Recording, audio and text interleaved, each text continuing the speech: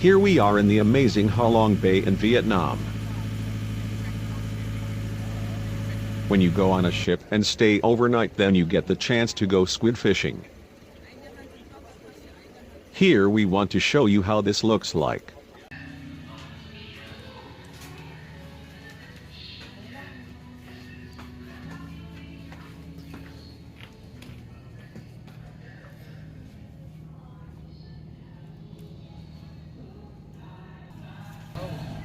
Go up and down, up and down.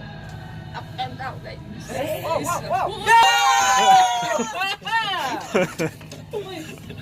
Đó đấy nhỉ? Ok.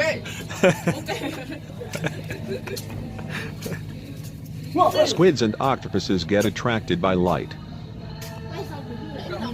Cầm mắt à? Hả? Nước à? À không, nước không? Nước tắm.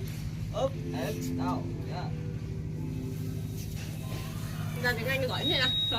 Chẳng lên tự nhiên. And yo.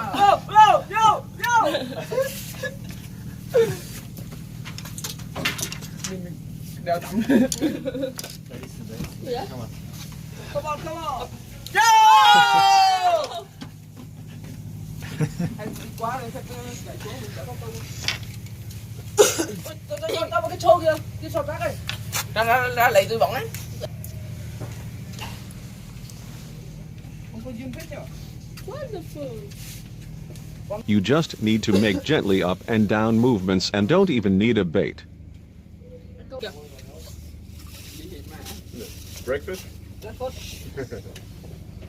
Yeah, we have something like that. Yeah, you should. Chu. Lại lưới ra. Thanks for watching. Feel free to subscribe for more daily videos.